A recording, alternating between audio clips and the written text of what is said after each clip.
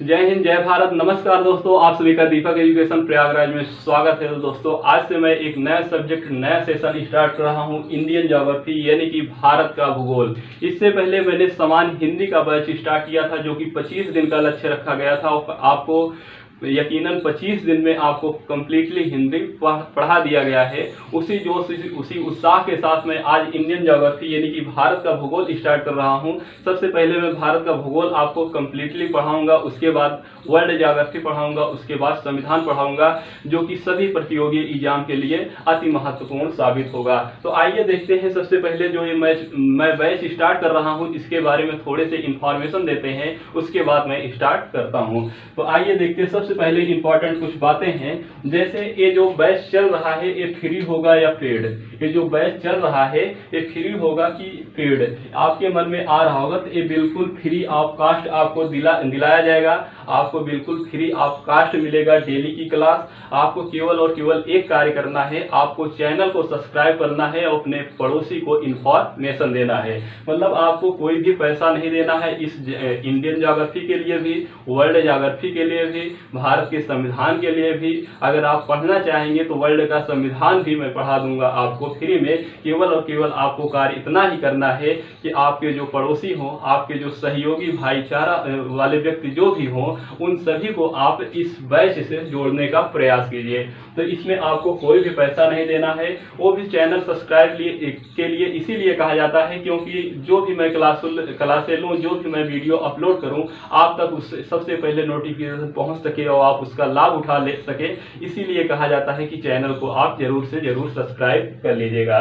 तो आइए देखते हैं। ये हो गया फ्री, बिल्कुल आपको फ्री ऑफ कॉस्ट मिलेगा। आपको डेली एक क्लास मिलेगी। देखिए ये किस किस एग्जाम के लिए इंपॉर्टेंट है, ये कौन कौन से एग्जाम के वाले व्यक्ति देख सकते हैं। तो आप बिल्कुल निसंदेह आप ग्रुप डी से लेकर, कहां से, ग्रुप डी से लेकर आप पीसीएस अधिकारी तक आप कोई भी एग्जाम दे रहे हैं, सभी के लिए मोस्ट इंपॉर्टेंट होगा। यहाँ पर फैक्ट से फैक्ट बताया जाएगा और कॉन्सेप्ट से कॉन्सेप्ट, मतलब जहां तक कॉन्सेप्चुअल प्रश्न जहां से बनते हैं पूरा कॉन्सेप्ट आपका क्लियर कराया जाएगा, और जहां से फैक्चुअल प्रश्न बनते हैं वहां पर आपका फैक्ट पूरा दिया जाएगा। ठीक है, जैसे ग्रुप डी हो गया, एनटीपीसी हो गया, एसएससी बैंक, रेलवे हो गया, ये जो ऑल वनडे एग्जाम है उन सभी के लिए मोस्ट इंपॉर्टेंट होगा। इसके अलावा टीचर के क्षेत्र में जैसे टेट हो गया, सुपर टेट हो गया, सी टेट हो गया, टीजीटी हो गया, पीजीटी हो गया, इन सभी एग्जामों के लिए महत्वपूर्ण है। TET, super TET, C TET, पर्यावरण वाला जो पोर्शन आप लोग पढ़ते हैं वो सभी के सभी ज्योग्राफी से संबंधित हैं और ज्योग्राफी से ही अति महत्वपूर्ण प्रश्न पूछे जाते हैं, आपके लिए मोस्ट इंपॉर्टेंट होगा। इसके अलावा जो टीजीटी देने वाले हैं या पीजीटी देने वाले हैं, जो ज्योग्राफी और संविधान से देने वाले हैं, वो सभी हमसे जुड़ सकते हैं। पूरी ज्योग्राफी पढ़ाया जाएगा, उसके बाद संविधान भी पढ़ाया जाएगा। इसके अलावा पीसीएस जो एग्जाम कराता है, जैसे जीआईसी प्रवक्ता टीचर बनते हैं और इसके अलावा एलटी ग्रेड के टीचर बनते हैं, तो उसमें भी ज्योग्राफी के प्रश्न काफी अति महत्वपूर्ण आते हैं। इसके अलावा जो लोग बीएड किए हैं, बीईओ का एक पेपर होता है खंड शिक्षा अधिकारी का, उसमें पिछली बार जब हुआ था 2019 में, तो देखा गया था उसमें भूगोल और पर्यावरण को मिलाकर लगभग 15 से 18 प्रश्न पूछे गए थे 2019 वाले पेपर में। इसके अलावा आप अगर समीक्षा अधिकारी की देना चाहते हैं, मतलब चाहे आरओ हो या आरओ हो, या आप यूपीपीसीएस का एग्जाम देना चाहते हैं, सभी एग्जामों के लिए अति महत्वपूर्ण होगा। यूपीपीसीएस की बात करें तो उसमें लगभग 25 से 28 प्रश्न तक पूछे जाते हैं पर्यावरण और भूगोल को मिलाकर। तो सबसे ज्यादा इंडियन ज्योग्राफी से ही प्रश्न आता है, इसीलिए मैं इंडियन ज्योग्राफी को पहले स्टार्ट किया हूं, उसके बाद वर्ल्ड ज्योग्राफी पढ़ाया जाएगा। तो ये हुआ एग्जाम के बारे में। आप ग्रुप डी से लेकर पीसीएस अधिकारी तक कोई भी एग्जाम की तैयारी कर रहे हैं, आपको जहां पर कॉन्सेप्ट की आवश्यकता होगी बिल्कुल पूरा कॉन्सेप्ट क्लियर कराया जाएगा, और जहां पर फैक्ट की आवश्यकता होगी वहां पर आपको फैक्चुअल मैटर भी दिया जाएगा। इसके बाद आता है प्रश्न ए की कैसे पढ़ाया जाएगा। तो आपको बिल्कुल सरल सजग पढ़ाया जाएगा, सरल बिल्कुल मैपिंग के माध्यम से आपको पढ़ाया जाएगा, ताकि आपको रटने की आवश्यकता ना हो। सभी की सभी चीजें आपको क्लास में ही याद कराने का मैं प्रयास भी करूंगा। तो आप लोगों को बिल्कुल मैपिंग से पढ़ाया जाएगा, आपको उसमें रटने की कोई भी आवश्यकता नहीं होगी। मैपिंग से आपको, वैसे अगर देखा जाए तो पूरा जीएस पढ़ने से पहले सबसे पहले आपको ज्योग्राफी पढ़ना चाहिए, वो चाहे इंडियन ज्योग्राफी हो या वर्ल्ड ज्योग्राफी हो। क्योंकि अगर आप करंट अफेयर्स पढ़ेंगे या राजनीति पढ़ेंगे या संविधान पढ़ेंगे या आप इतिहास पढ़ेंगे तो उन सभी में आपको भौगोलिक क्षेत्र याद आएगा। और भौगोलिक क्षेत्र आपको तभी समझ में आएगा जब आप ज्योग्राफी पढ़े रहेंगे। तो इसलिए ये व्यक्तिगत रूप से भी ये बहुत ही महत्वपूर्ण हो जाता है। एग्जाम के लिए तो मोस्ट इंपॉर्टेंट है ही, इसके अलावा आप अगर व्यक्तिगत रूप से अपने से लिए, मान लीजिए आप न्यूज़पेपर पढ़ रहे हैं या करंट पढ़ रहे हैं या हिस्ट्री पढ़ रहे हैं, अगर पूछा जाए कि पर्सिया से आए थे आक्रमण करें, पर्सिया किसे कहते हैं, प्रेजेंट टाइम पे ईरान जो है उसे ही पहले पर्सिया कहा जाता था। तुर्की है, तुर्की, उसका नाम चेंज होकर तुर्की हो गया। तो आपको बिल्कुल सरल सजग मैपिंग के द्वारा पढ़ाया जाएगा और बिल्कुल अपडेट पढ़ाया जाएगा करंट से जोड़कर। ठीक है, आपको जो भी ज्योग्राफी से संबंधित होगा, जो भी संविधान से संबंधित जो भी करंट बन रहे हैं डेली, बिल्कुल आपको अपडेट यहाँ पर दिया जाएगा। इसके बाद आती है ये क्लास कब चलेगी। तो ये क्लास डेली चलेगी। अब आज से स्टार्ट हो रही है। आज चुनाव का लास्ट वोटिंग भी था उत्तर प्रदेश का, तो आज से चुनाव भी समाप्त लगभग हो गया। अब 10 तारीख की काउंटिंग हो जाए, उसके बाद सरकार चाहे जिसकी बने, आपकी वैकेंसी आने ही वाली है। तो आप चाहे वीडियो की तैयारी कर रहे हो या लेखपाल की तैयारी कर रहे हो या PCS जो अभी जून में होने वाले हैं उसकी तैयारी कर रहे हैं, तो आप लोग बेहतरीन रूप से आप लोग इस क्लास से जुड़िए। क्योंकि आप जून में PCS का एग्जाम होने वाला है, उसमें कम से कम 20 से 25 प्रश्न आएगा, उसमें से लगभग 15 प्रश्न आएगा इंडियन ज्योग्राफी से। तो आपके लिए वो अति महत्वपूर्ण साबित होगा। और वीडियो में भी अच्छा खासा प्रश्न कंसेप्चुअल पूछा गया था। 2018 का जो एग्जाम हुआ था, आप प्रश्न उठाकर देख सकते हैं। तो ये आपके लिए हो गया। कोर्स कंप्लीट कब होगा, तो कोर्स आपका कंप्लीट इंडियन ज्योग्राफी का लगभग 35 से 40 क्लास में होने वाला है। कितना, 35 से 40 क्लास में होने वाला है। 40 से 50 क्लास भी हो सकती है, यहाँ पर कोई रोक टोक नहीं है। इसीलिए मैंने अपना एक स्वतंत्र बनाया हूँ ये यूट्यूब चैनल। मतलब किसी का रोक टोक नहीं है, ये जो है स्वतंत्र है, किसी की रोक टोक नहीं है। मैं जब तक ये आपका कंप्लीटली समाप्त नहीं हो जाएगा तब तक आपका ये कोर्स चलता रहेगा। लेकिन लगभग आपका 35 से 40 क्लास चलेगी, मैक्सिमम आपकी 50 क्लास चल सकती है, इससे ज़्यादा नहीं चलेगी और आपको डेली क्लास मिलेगी। उसके बाद आता है कि आप कैसे नोट्स बनाएंगे। देखिए, नोट्स मैं नहीं दूंगा, आपको नोट्स खुद बनाना पड़ेगा। क्यों, देने को तो मैं नोट्स दे सकता था, लेकिन समस्या इस बात की है, अगर आप खुद से नोट्स बनाएंगे, खुद से डेली मैपिंग करेंगे। अभी मैं आपको मैपिंग करना सिखा दूंगा, इंडियन ज्योग्राफी का कैसे मैप बनाया जाता है उसके बारे में अभी बताया जाएगा। अभी स्टार्ट करूंगा टॉपिक, तो उसी में बता दिया जाएगा कैसे आपको मैपिंग करना है। क्योंकि डेली मैं मैपिंग से ही पढ़ाऊंगा, आपको डेली मैपिंग से पढ़ाऊंगा। उसमें आप देखेंगे कि याद करने की आवश्यकता नहीं होगी, वहां पर समझने की आवश्यकता होगी, कौन सा स्थान कहां पर है। अगर आपको स्थान सबसे पहले याद हो जाएगा तो आपको कोई भी चीज मैं इंडियन ज्योग्राफी का पढ़ाऊंगा तो आपको बेहतरीन याद होते हुए चला जाएगा। तो आपको नोट्स डेली अपने आप से बनाना है। जब मैं यहाँ पर लिखने लगूं तो आप भी अपने नोट्स में लिखने लगिएगा, जब मैं यहाँ पर समझाने लगूं तो आप भी समझने लगिएगा। यही सबसे बेहतरीन तरीका होता है नोट्स बनाने का। कुछ लोग होते हैं कि पहले इसको एक बार देख लेंगे, स्क्रीनशॉट ले लेंगे, फिर लिखेंगे, ये भी अच्छा है। लेकिन कुछ लोग ये होते हैं कि जैसे मैं पढ़ा रहा हूँ तो उसको वीडियो को प्ले करेंगे, उसके बाद कुछ देर देखेंगे और उसके बाद फिर रोक कर उसको लिखने लगेंगे, तो इसमें बहुत ज़्यादा आपका समय लॉस होगा। या तो आप स्क्रीनशॉट लेकर लिख ले बाद में, या तो जब मैं लिखने लगूँ तो आप लिखने लगिए अपने नोट्स में, और जब मैं समझाने लगूँ तो आप समझने लगिए। यही सबसे बेहतर होता है। आई होप मुझे और उसके बाद अब आप ये हुई मुख्य बातें आज की कि आपको फ्री बिल्कुल मिलेगा। इसमें आपको कोई भी एक भी पैसा आपको मुझे देने की आवश्यकता नहीं है।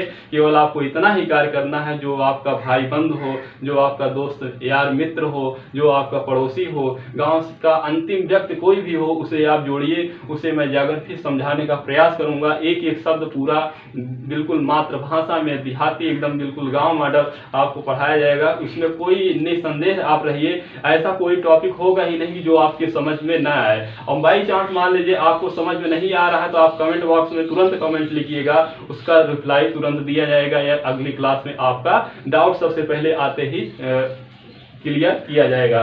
तो ये हुई मुख्य बातें। आपकी एग्जाम कोई भी, आप ग्रुप डी से लेकर PCS तक कोई भी आप एग्जाम दे रहे हैं, सबके लिए महत्वपूर्ण होगा। क्योंकि मैं कॉन्सेप्ट पूरा क्लियर करूंगा, उसके बाद फैक्चुअल भी मैटर देने का प्रयास करूंगा। और क्लास आपकी डेली लगभग चलेगी। इमरजेंसी वाई मान लीजिए इमरजेंसी में 1-2 दिन की बंद हो सकती है, लेकिन आपकी क्लास लगभग डेली चलेगी।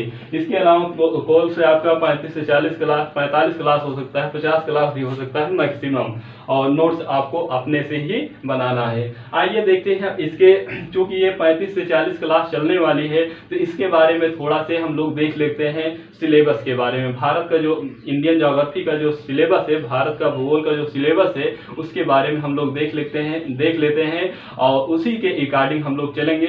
मोटा मोटा अभी आपको लगभग 1 घंटे में मैं पूरा भारत का भूगोल यानी कि इंडियन ज्योग्राफी का स्ट्रक्चर बता दूंगा कि कैसे क्या पढ़ना है, और आपको पूरा एक तरह से इंडियन ज्योग्राफी आपकी कंप्लीट अभी हो जाएगी मात्र 1 घंटे में। ठीक है, तो आइए देखते हैं इसके सिलेबस के बारे में कि इसके सिलेबस में क्या क्या बातें कही गई हैं, कौन कौन से टॉपिक दिए गए हैं। ये टीजीटी पीजीटी के लिए भी अति महत्वपूर्ण साबित होगा, क्योंकि उसमें भी यही सब चैप्टर दिए गए हैं, और टेट सुपर टेट वाले के लिए रामबाण है, वीडियो लेखपाल वालों के लिए पीसीएस तक आप कोई भी एग्जाम दीजिए।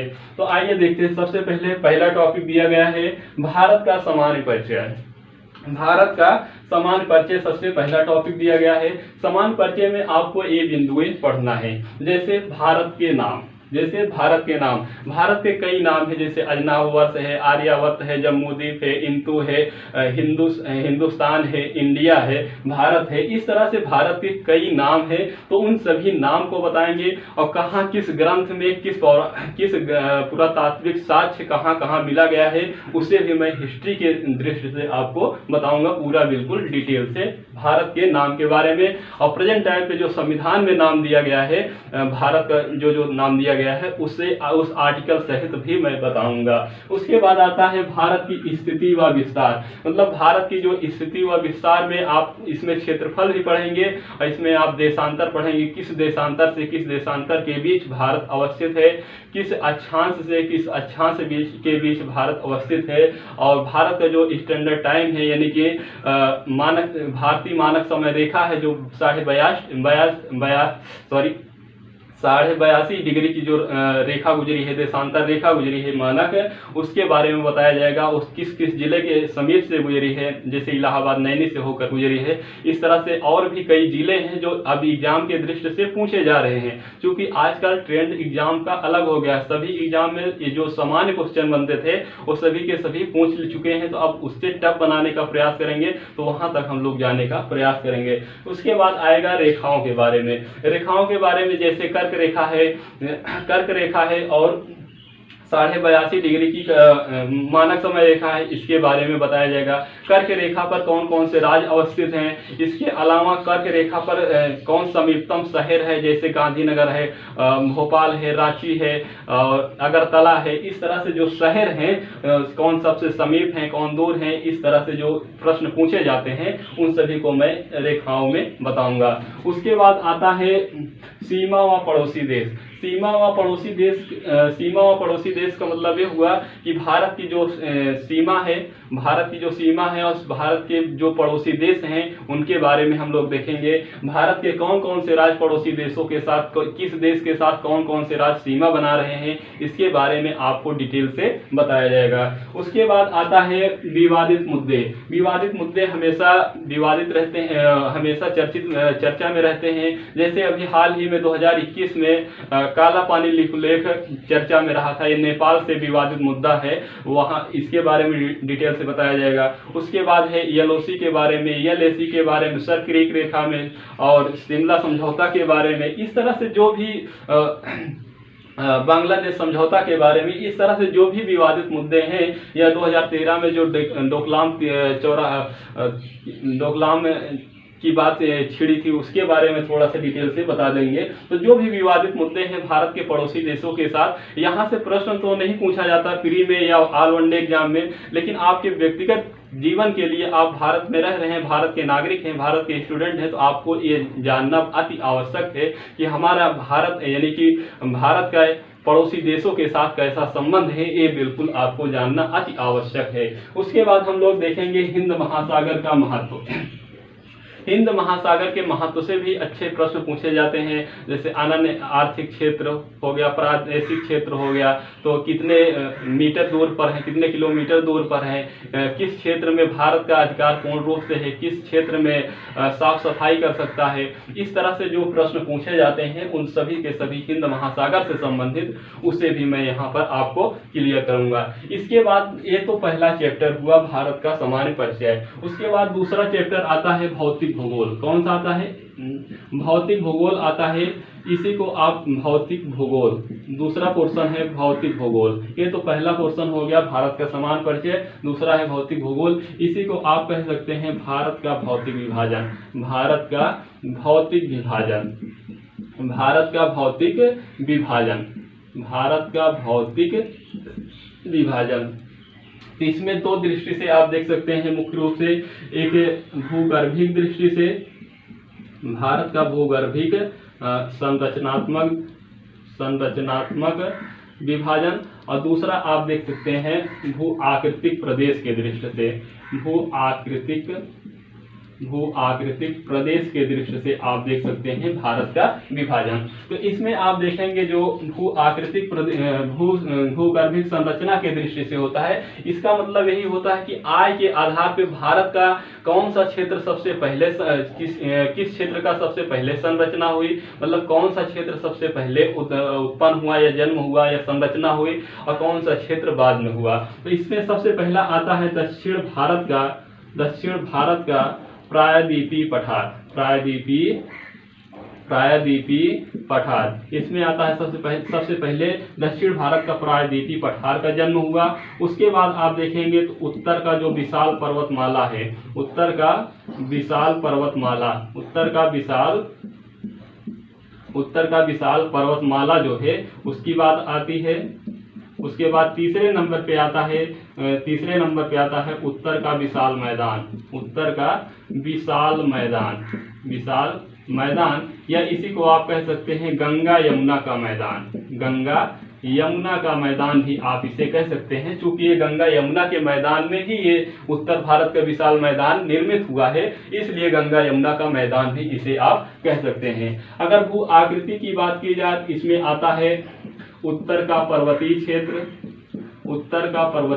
इसमें अब आप लोग कंफ्यूजन हो रहा होगा, अभी मैं क्लियर कर दूंगा। उसके बाद आता है उत्तर का और उसके बाद आता है दक्षिण का पठार। उसके बाद आता है तटवर्ती क्षेत्र। उसके बाद आता है द्वीपीय क्षेत्र। कौन सा? द्वीपीय क्षेत्र में ही आ जाता है, जैसे अंडमान निकोबार द्वीप समूह हो गया और लक्षद्वीप समूह हो गया, तो ये आ जाएंगे द्वीपीय प्रदेश के। देखिए इसमें मुख्य अंतर यही है भूगर्भिक संरचनात्मक। ये देखिए पहला पॉइंट भारत का समान परिचय हो गया, और दूसरा पॉइंट आपका हो गया इस भौतिक विभाजन में पहला पॉइंट आपका हो गया भूगर्भिक संरचनात्मक दृष्टि से भारत का विभाजन। जैसे मतलब कि आय के आधार पे कौन सी संरचना का सबसे पहले जन्म हुआ, कौन सी संरचना का बाद में। तो भारत का जो दक्षिण भारत का जो प्रायद्वीपीय वाला क्षेत्र है, ये वाला पोर्शन की बात मैं कर रहा हूँ, जो ये वाला पोर्शन है, इस पोर्शन का सबसे पहले विकास होता है, सबसे पहले संरचना होती है भारत के प्रायद्वीपीय पठार का। उसके बाद आता है उत्तर का विशाल मैदान, उत्तर का विशाल पर्वतमाला, जो हिमालय वाला पूरा क्षेत्र है वही है उत्तर का विशाल पर्वतमाला है। वहां पर बड़े बड़े पर्वतें हैं, पूरे विश्व के सबसे बड़े बड़े पर्वत इस हिमालय पर स्थित हैं, तो इसकी बात होगी, यहाँ पर बताया जाएगा। उसके बाद आता है उत्तर का विशाल मैदान। उत्तर का विशाल मैदान गंगा यमुना के पूरे दोआबी क्षेत्र में ही निर्मित कहा जाता है कि यहाँ पर क्या हुआ, यहाँ पर तैथिस सागर हुआ करता था, तो हिमालय से नदियां आकर गिरती थी यहाँ पर, और प्रायद्वीपीय भारत से भी आकर नदियां इसी तैथिस सागर में गिरती थी। इसलिए यहाँ पर क्या हो गया, यहाँ पर जो मैदानी भाग का विकास होता है इसी को कहा जाता है उत्तर का विशाल क्षेत्र या विशाल मैदानी भाग कहा जाता है। इसी को गंगा यमुना का मैदान भी कहा जाता है। तो इसे मैं जब पढ़ाने लगूंगा भौतिक भूगोल तो वहां पर डिटेल करूंगा। यहाँ पर पर डिटेल करूंगा तो सिलेबस पूरा आपका कंप्लीट नहीं हो पाएगा। उसके बाद आता है भूआकृतिक प्रदेश। भूआकृतिक प्रदेश में सबसे पहले आता है उत्तर का पर्वतीय क्षेत्र। उत्तर के पर्वतीय क्षेत्र में ही आपको पढ़ना है, जैसे टांस हिमालय पढ़ना है, बृहद हिमालय पढ़ना है, लघु हिमालय पढ़ना है, शिवालिक हिमालय पढ़ना है, पंजाब हिमालय पढ़ना है, कुमायूं हिमालय पढ़ना है, नेपाल हिमालय पढ़ना है, असम हिमालय पढ़ना है, याराकाम-योमा पर्वत श्रेणी पढ़ना है। ये सभी के सभी जितने पर्वत वाले क्षेत्र हैं वो सभी के सभी उत्तर के पर्वतीय क्षेत्र में ही आपको पढ़ना है। उसके बाद आता है उत्तर का मैदान। उत्तर के मैदान में जैसे भावर क्षेत्र क्या होता है, खादर क्षेत्र क्या होता है, तराई क्षेत्र क्या होता है, इस तरह से जो प्रश्न पूछे जाते हैं या जो टॉपिक है ये सभी के सभी उत्तर के मैदान में आपको पढ़ना है। फिर उसके बाद आता है दक्षिण का पठार। दक्षिण के पठार के बारे में बताया जाएगा। दक्षिण के पठार में जो विंध्याचल सतपुड़ा जो पर्वत श्रेणी है उन्हें बताया जाएगा। उसके बाद आता है तटवर्ती क्षेत्र। कौन सा आता है? तटवर्ती क्षेत्र। तटवर्ती क्षेत्र में जो ये तट इधर तट है और इस साइड तट है, इधर बंगाल की खाड़ी का तटीय भाग है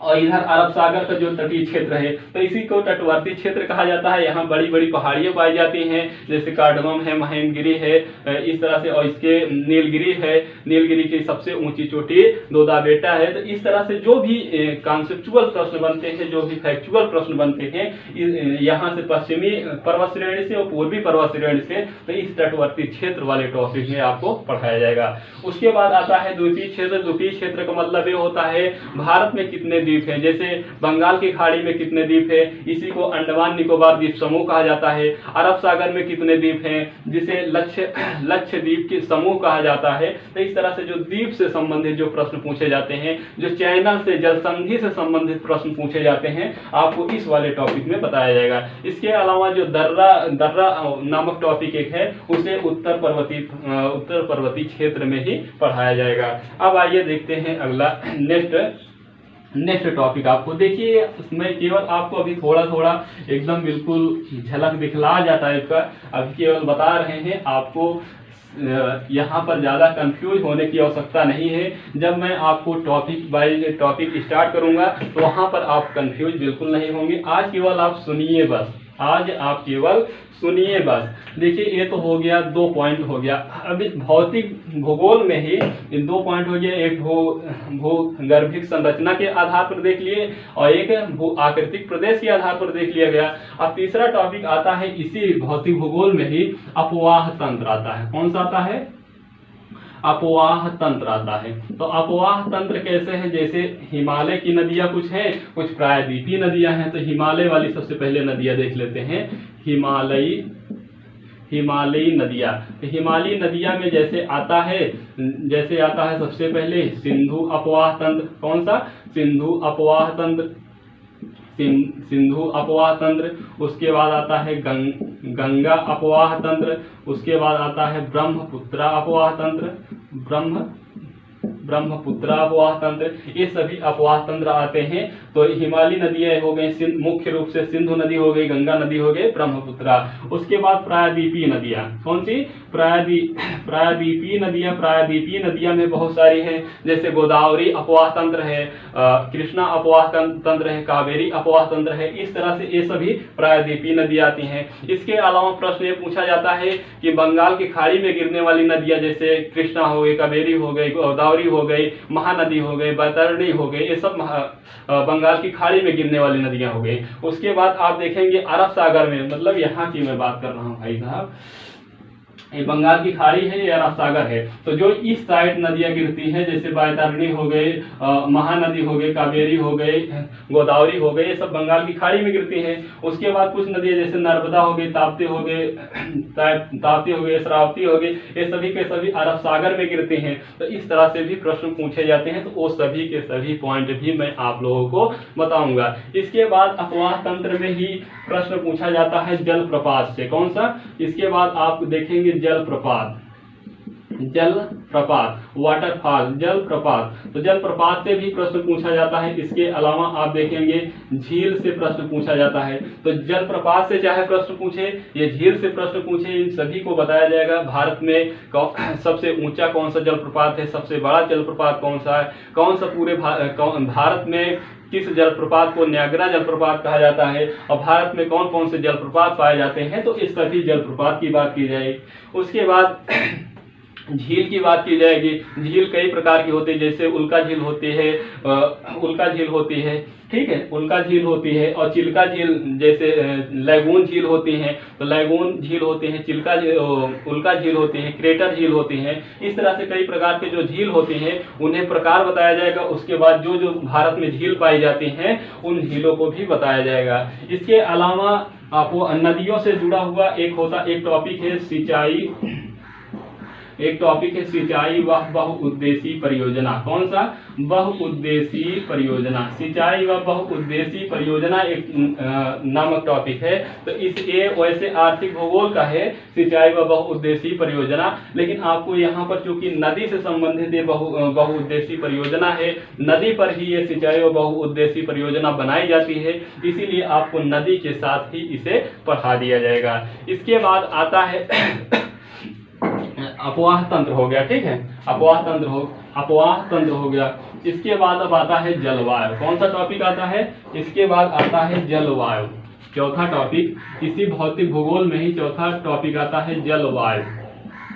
जलवायु आप लोग जानते होंगे जिसे कहा जाता है क्लाइमेट। तो क्लाइमेट के बारे में आपको डिटेल से पढ़ाना है। मानसून कैसे भारत में आता है, कैसे प्रवेश करता है, दक्षिण पश्चिम मानसून क्या होता है, कैसे प्रवेश करता है, कब आता है, उत्तर पूर्वी मानसून कब आता है और कहाँ पर उससे वर्षा होती है, और दक्षिण पश्चिम मानसून से कहाँ कहाँ पर पूरे भारत में वर्षा होती है। तो इस तरह से जो और वर्षा के प्रकार भी बता दिया जाएगा, त्वरित वर्षा, तो वर्षा के प्रकार, और इसके अलावा जो भी ऋतुएं संबंधित जो भी प्रश्न पूछे जाते हैं उन सभी का कॉन्सेप्ट यहीं पर जलवायु से ही आपका क्लियर होगा। जब आप जलवायु पढ़ लेंगे अच्छे से, जब आपको जलवायु आप अच्छे से पढ़ लेंगे, आप ये जान लेंगे कि भारत के किस क्षेत्र में कम वर्षा होती है, किस क्षेत्र में अधिक वर्षा होती है, किस क्षेत्र में सर्वाधिक वर्षा होती है, तो आपको एक चीज का पता चल जाएगा, मिट्टी का। मिट्टी का मतलब सॉइल यानी कि मृदा। तो मिट्टी का जब आपको पता चल जाएगा भारत के किस क्षेत्र में कौन सी मिट्टी पाई जाती है, कहाँ पर काली मिट्टी पाई जाती है, कहाँ पर लाल मिट्टी पाई जाती है, कहाँ पर भावर मिट्टी पाई जाती है, कहाँ पर खादर मिट्टी पाई जाती है, कहाँ पर लेटेराइट मिट्टी पाई जाती है। जब इस तरह से आप जान जाएंगे पूरे भारत में कहाँ से कौन सी मिट्टी पाई जाती है, तो वहाँ की आप वनस्पति को भी पहचान सकते हैं।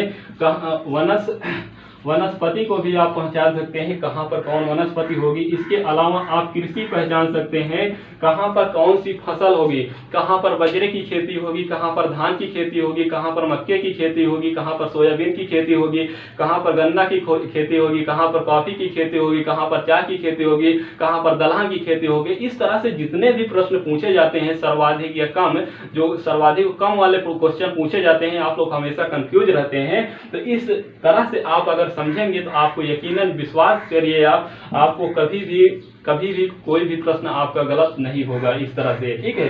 तो जलवायु से संबंधित है ये कृषि, वास्तव में आर्थिक भूगोल का ये कृषि चैप्टर है, लेकिन मैं आपको जलवायु के साथ ही आपको पढ़ा दूंगा, जलवायु के साथ ही आपको पढ़ा दूंगा। इसके बाद आता है जीवमंडल। कौन सा आता है? चौथा हो गया। पांचवा पॉइंट आता है जीवमंडल आता है। कौन सा आता है? जीवमंडल। तो आपको जीवमंडल में क्या क्या पढ़ना है? जीवमंडल में आप पढ़ेंगे जैसे जीवमंडल आरक्षित क्षेत्र। कौन सा?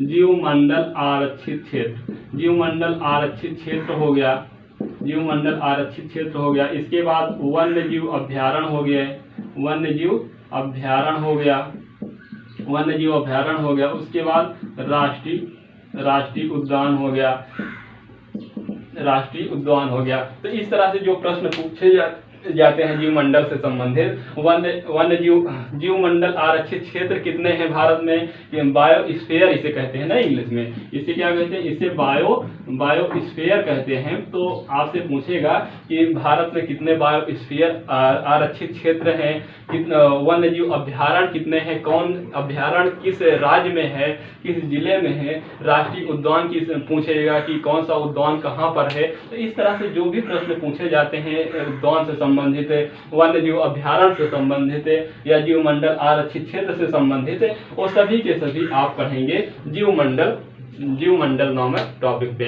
इसके बाद आता है आर्थिक भूगोल। कौन सा आता है? आर्थिक भूगोल। आपको समझ में तो आ रहा है ना? नहीं तो पता लगा मैं वैसे ही बोलता चला जाऊंगा, आपको समझ में ही ना आए। आपको आज कुछ समझने की आवश्यकता भी नहीं है, केवल आप लोग आज सुनते रहिए बस, केवल आज आप लोग सुनते रहिए बस। छठा टॉपिक, सातवां टॉपिक, तो सातवां टॉपिक है आर्थिक भूगोल। कौन सा है? सातवां टॉपिक है आर्थिक भूगोल। आर्थिक भूगोल में आप देखेंगे तो आर्थिक भूगोल में सबसे पहले आता है क्या? सबसे पहले आती है, सबसे पहले एक नंबर पे सबसे पहले आती है कृषि। कृषि को मैंने बता दिया आपको, क्लाइमेट यानी कि जलवायु के साथ पढ़ाया जाएगा। उसके बाद आता है सिंचाई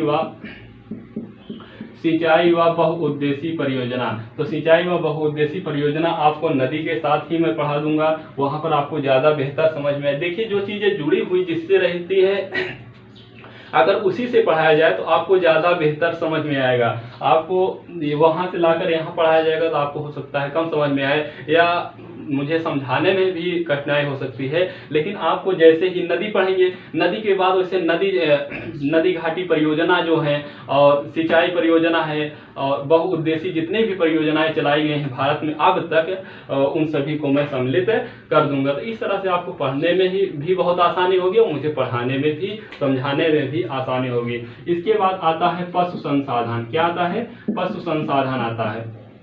पशु संसाधन आता है। पशु संसाधन में आप पढ़ेंगे जैसे गाय है, भैंस है, बकरी है, बकरी पालन हो गया, मुर्गी पालन हो गया। इस तरह से जो भी आप जितने भी पालन पढ़ते हैं सभी के सभी पालन आपको पशु संसाधन वाले टॉपिक में पढ़ना है। उसके बाद आता है उद्योग। कौन सा आता है? इसके बाद आता है उद्योग। उद्योग कई प्रकार के होते हैं, जैसे लौह इस्पात उद्योग हो गया, एल्युमिनियम उद्योग हो गया, कागज उद्योग हो गया, रेल उद्योग हो गया। इस तरह से बहुत सारे, सीमेंट उद्योग हो गया। इस तरह से जो प्रश्न पूछे जाते हैं, जो कंसेप्चुअल प्रश्न पूछे, जो फैक्चुअल यहाँ से ज्यादा प्रश्न बनता है, तो उन सभी को, जितने कारखाने खोले गए थे उद्योग से संबंधित, उन पर ही मैं बात करूंगा। उसके बाद आता है पांचवा टॉपिक आपका ऊर्जा। कौन सा आता है? ऊर्जा, खनिज आता है। खनिज से बहुत प्रश्न आजकल पूछे जा रहे हैं, तो खनिज से जितने भी प्रश्न पूछे जाएंगे ऊर्जा से, ऊर्जा मतलब जैसे पवन ऊर्जा हो गया, गतिज ऊर्जा, जल ऊर्जा हो गया। तो इस तरह से जो जितने ऊर्जा वाले टॉपिक होते हैं, सौर ऊर्जा हो गया, तो ये सब ऊर्जा वाला। इसके बाद अलावा जो भारत में जो खनिज पाए जाते हैं, खनिज संसाधन पाए जाते हैं, इसके बारे में बात की जाएगी। उसके बाद आता है इसी में परिवहन आता है। इसी में कौन सा टॉपिक आता है? इसी में परिवहन आता है। तो परिवहन में जैसे, परिवहन में आप क्या क्या पढ़ सकते हैं? परिवहन में आप पढ़ेंगे रेल परिवहन, सड़क परिवहन, इसके अलावा वायु परिवहन, इसके अलावा जल मार्ग परिवहन। तो ये सभी के सभी जो परिवहन वाले टॉपिक हैं यहाँ पर क्लियर कराएगा।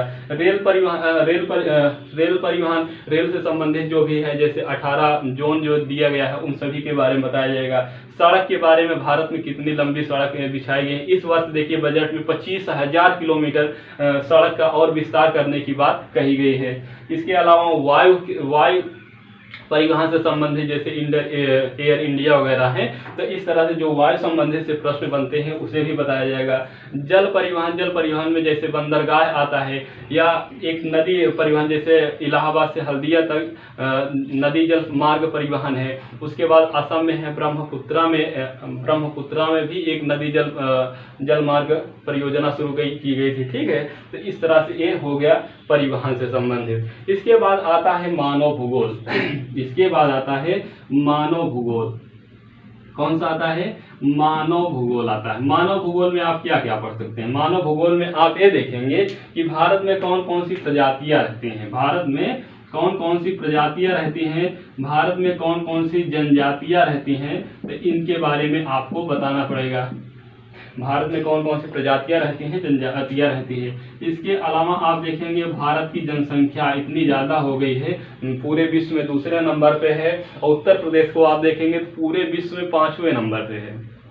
मतलब पूरे विश्व में अगर देश के बाद आप देखेंगे तो 5वें नंबर पे उत्तर प्रदेश की जनसंख्या है, और भारत की अगर बात की जाए तो चाइना के बाद दूसरे नंबर पे है पूरे विश्व में। इसके बाद आप इसी में मानव भूगोल में ही जनगणना पढ़ेंगे। जनगणना से सभी एग्जामों में प्रश्न पूछा जाता है। किससे? जनगणना से कई एग्जामों में प्रश्न, सभी एग्जामों में प्रश्न पूछा जाता है। जैसे साक्षरता से पूछता है, घनत्व से पूछता है ना, घनत्व से पूछता है। इस तरह से प्रश्न कई प्रकार से बनता है और आपको जनगणना पढ़ना बहुत ही आवश्यक है पढ़ना, तो आपको जनगणना नामक टॉपिक भी पढ़ना चाहिए। तो ये हुआ मानव भूगोल। तो आप देख रहे हैं सबसे पहले भारत का समान परिचय मैंने बताया, उसके बाद भौतिक भूगोल के बारे में बताया, उसके बाद आर्थिक भूगोल के बारे में बताया, फिर मानव भूगोल। तो मुख्य रूप से आपको 4 भागों में देखना है, भारत का समान परिचय, भौतिक भूगोल, आर्थिक भूगोल और मानव भूगोल। उसके बाद एक एक क्षेत्र में आपको जो भी टॉपिक बताया हूं मैं, उन सभी को मैं धीरे धीरे आपके के साथ रूबरू होता रहूंगा और आपको और ही विस्तार से जब मैं टॉपिक पढ़ाने लगूंगा तो और ही विस्तार से आपको पहले सिलेबस बताऊंगा, उसके बाद ही जैसे यहाँ पर आप देखेंगे भारत का समान परिचय। तो भारत के समान परिचय में जितने भी पॉइंट पढ़ना है उसे मैंने दे दिया हूँ। तो ठीक इसी प्रकार से जो भी मैं टॉपिक लूंगा उससे संबंधित जितने भी प्रश्न बन सकते हैं, जो टॉपिक उस चैप्टर से संबंधित रहेंगे, उन सभी टॉपिक को पहले लिखा दूंगा, उसके बाद समझाऊंगा और पढ़ाऊंगा। तो ये हुआ भारत के भूगोल का मोटा मोटा सिलेबस, यानी इंडियन ज्योग्राफी का सिलेबस मोटा मोटा हो गया। बहुत विस्तार से मैं नहीं बताया हूँ, आपको बिल्कुल शॉर्टकट में बताया हूँ ताकि ज्यादा आपका समय ना जा सके। तो आइए थोड़ा से स्टार्ट करते हैं भारत का भूगोल में भारत का सामान्य परिचय से। आज मैं इन सभी के बारे में नहीं बात करूंगा, केवल और केवल नाम के बारे में बात करूंगा, कौन कौन से नाम है भारत के, और इसके अलावा भारत का मैप कैसे बनाया जाए, ये बहुत ही जानना आपके लिए आवश्यक है। तो आइए देखते हैं सबसे पहले भारत का देखिए भारत का समान परिचय पहला टॉपिक है आपका। उसके बाद इसमें आपको पढ़ना है, जैसे नाम पढ़ना है, स्थिति व विस्तार पढ़ना है, रेखाएं पढ़ना है, सीमा व पड़ोसी देश पढ़ना है, विवादित मुद्दे पढ़ना है, उसके बाद हिंद महासागर का महत्व पढ़ना है। यहाँ से आप लोग नोट्स बनाइएगा, इतनी नोट्स बनाइएगा। उसके बाद पहली हेडिंग आप लोग डालिएगा नाम। अब देखिए भारत के अन्य नाम आप हेडिंग डालेंगे,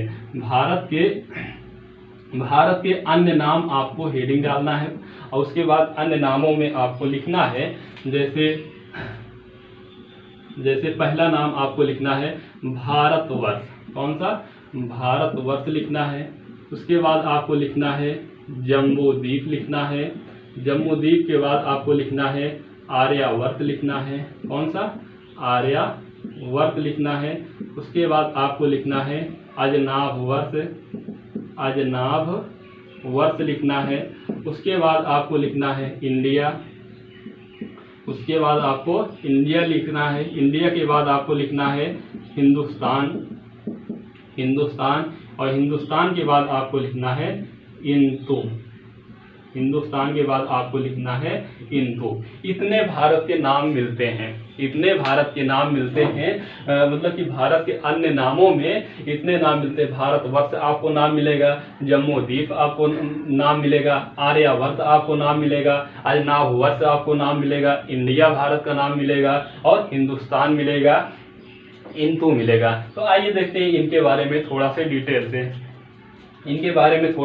से देखते हैं। तो देखिए भारतवर्ष वैसे देखा जाए अगर पौराणिक कथाओं के अनुसार तो कहा यह जाता है कि जो राजा दुष्यंत, पौरु वंश के राजा दुष्यंत और उनकी पत्नी शकुंतला से उत्पन्न पुत्र, उनका ज्येष्ठ पुत्र जो उत्पन्न हुआ था भरत, उसका नाम था। उसी के नाम पर ही हमारे देश यानी भारत का नाम भारतवर्ष पड़ा था। ये पौराणिक कथाओं के अनुसार कहा गया है। लेकिन वही आप जाएंगे ऋग्वेद में, तो ऋग्वेद में ये कहा गया है कि पूर्व वैदिक काल के जो प्रमुख जन भारत थे उनके नाम पर हमारे देश का नाम क्या हुआ? भारतवर्ष पड़ा है। वहीं पर आप जैन धर्म में जाएंगे तो जैन धर्म के अनुसार ये कहा गया है कि जैन धर्म के प्रथम तीर्थंकर एवं संस्थापक जो ऋषभदेव जी थे, उनका जो ज्येष्ठ पुत्र भरत था, उनके नाम पर हमारे देश का नाम भारतवर्ष पड़ा था। तो इस तरह से कई विवादित थे, लेकिन आप इसे देखेंगे जो लिखित रूप से साक्ष्य के रूप में पाया गया है तो दो स्थानों पे पाया गया है। पहला चीज अष्टाध्यायी में पाया गया है। कहां पर?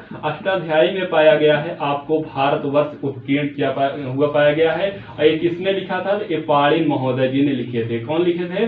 पाणिनि महोदय जी ने अष्टाध्यायी नामक ग्रंथ लिखे थे। इस ग्रंथ में भारतवर्ष उत्कीर्ण हुआ पाया गया है, मतलब कि भारतवर्ष इस बुक में लिखा हुआ पाया गया है। इसके अलावा आप देखेंगे राजा खारवेल के हाथी गुफा अभिलेख में। कौन सा? हाथी गुफा अभिलेख में आप देखेंगे, राजा खारवेल के हाथी गुफा अभिलेख में आप देखेंगे तो यहाँ पर भी भारतवर्ष लिखा हुआ पाया गया है। तो ये साक्ष्यों के आधार पे ये स्पष्ट होता है कि भारत का जो सबसे प्राचीन नाम है वो भारतवर्ष है। भारत का जो प्राचीन नाम है वो भारतवर्ष है। उसके बाद आता है जम्मू द्वीप। तो जम्मू द्वीप को देखेंगे तो आप बौद्ध ग्रंथों में मिला गया है, बौद्ध ग्रंथों में इसको लिखा हुआ पाया गया है। इसके अलावा आप देखेंगे तो महाभारत में लिखा हुआ पाया गया है। इसके अलावा आप देखेंगे तो अशोक के अभिलेखों में भी इसका उत्कीर्ण किया गया है। अशोक के अभिलेखों में भी इसका उल्लेख किया गया है। तो जम्मू द्वीप को भी कहीं पर कई जगह मिलता है, जैसे बौद्ध धर्म में, बौद्ध ग्रंथों में मिलता है, महाभारत में मिलता है, अशोक के अभिलेखों में जम्मू द्वीप शब्द लिखा हुआ पाया गया है। भारत का नाम जम्मू द्वीप शब्द लिखा हुआ पाया गया है। उसके बाद आता है आर्यावर्त। तो आर्यावर्त आप देखेंगे तो आर्यावर्त पतंजलि महर्षि पतंजलि महोदय जी ने इन्होंने कहा था कि जो भारत है ये आर्यों का देश है, अर्थात आर्यावर्त है। देखिए वास्तव में आर्यावर्त की अगर बात की जाए तो थोड़ा सा मैं मैप बनाना चाहूंगा छोटा से। देखिएगा ये भारत का मैप हो गया, ये भारत का मैप हो गया छोटा सा।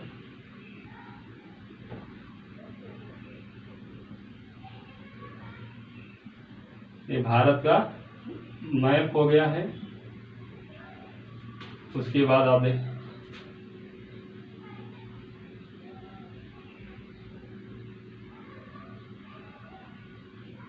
ये देखिए भारत का मैप हो गया। यहाँ पर देखेंगे तो वास्तव में यहाँ पर क्या है, यहाँ पर मानसरोवर झील है। तो इसी मानसरोवर झील से यहाँ पर सिंधु नदी निकली है, यहीं से सतलज नदी निकली है, यहीं पर ब्यास है, रावी है, यहाँ चेनाब है और झेलम है। ये सभी नदियां निकली हैं। एक नदी और कोई थी, तो इसी को मिलाकर सप्त सैंधव कहा जाता था। क्या कहा जाता था? सप्त सैंधव क्षेत्र कहा जाता था इसे। और यहीं पर आप देखेंगे, यहीं पर आप देखेंगे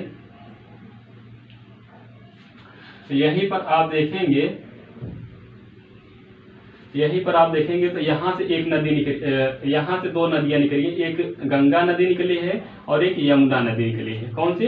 गंगा नदी निकली है, एक यमुना नदी निकली है और यहीं से एक गंडक नदी। तो ये कौन सी नदी है? ये गंडक नदी है।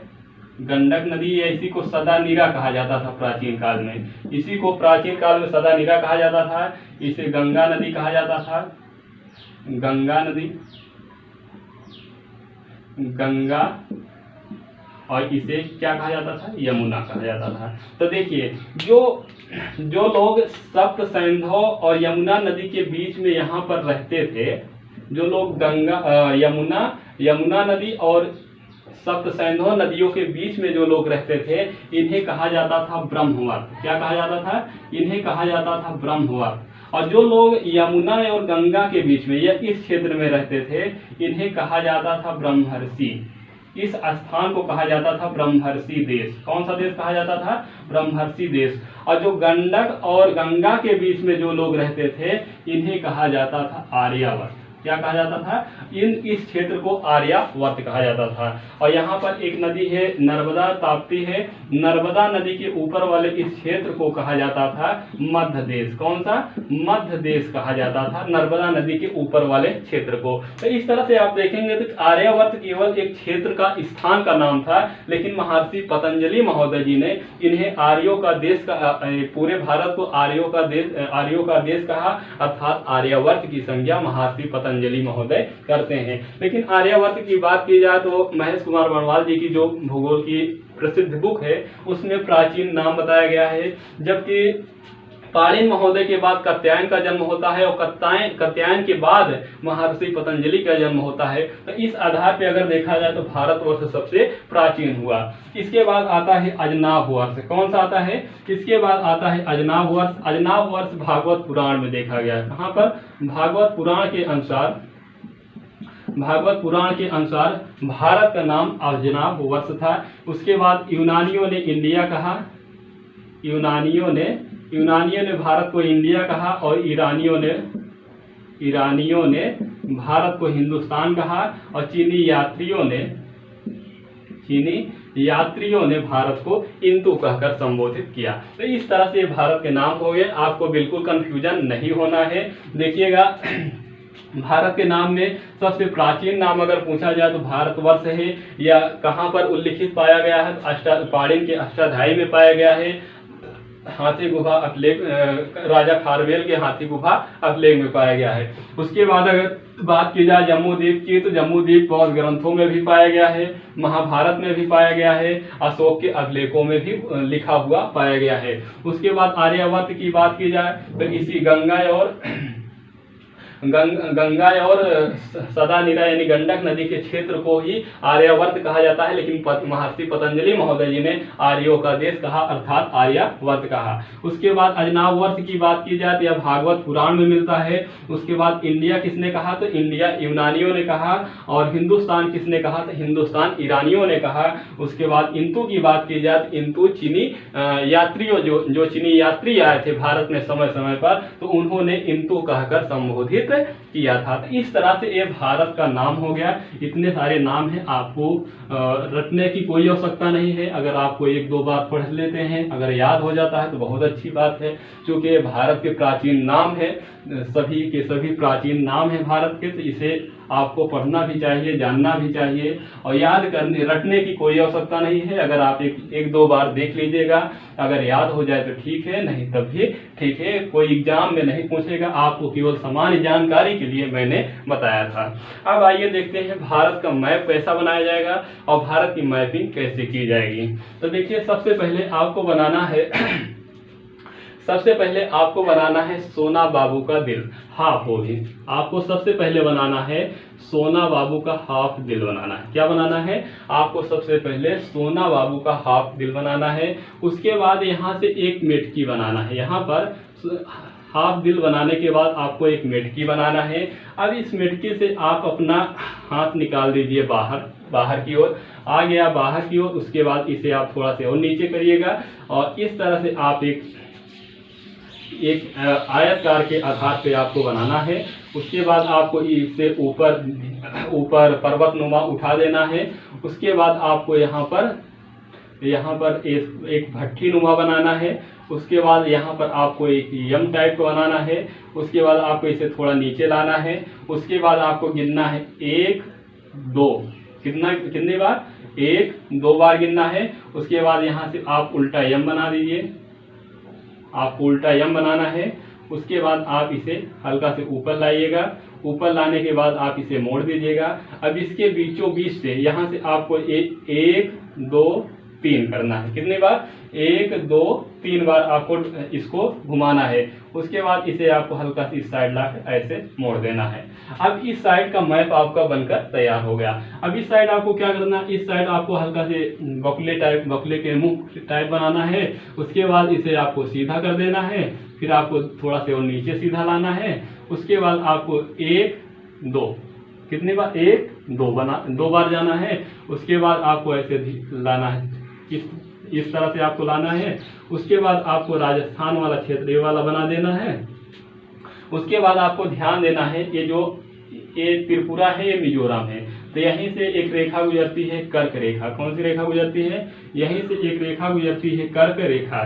तो इसी कर्क रेखा पर ही आपको इस गोला को बनाना है। इस गोले को आपको, जो गोला वाला क्षेत्र होता है, कच्छ का रण जो है, इस तरह से बनाना है, इसी लाइन पर। उसके बाद आपको इस तरह से करके आपको सीधा ले आना है, नीचे ले आएंगे। उसके बाद आपको यहाँ से मिला देना है, और नीचे आपको यहीं पर श्रीलंका बना देना है, श्रीलंका आपको बना देना है। इस तरह से आपका मैप बनकर तैयार हो गया। ठीक है, ये बताते समय थोड़ा सा तिरछा हो गया है, तो आप लोगों को क्या करना है, कम से कम 15 से 20 बार आपको इसे मैपिंग करना है। आज के दिन आपको करना है, रफ एक उठा लीजिए, जो भी रद्दी रफ हो, उसमें कम से कम भारत का मैप 15 से 20 बार आप बनाइएगा, प्रैक्टिस कीजिएगा। आप लोग यकीनन मानिए, विश्वास करिए, आपको मैपिंग करना, मैप बनाना आने लगेगा। तो जब मैं मैपिंग करने लगूंगा, क्योंकि मैं मैपिंग के माध्यम से ही इंडियन इंडियन ज्योग्राफी पूरा आपका कंप्लीट कराऊंगा तो आपको बहुत ही आसानी होगा और आपको रटने की आवश्यकता नहीं होगी।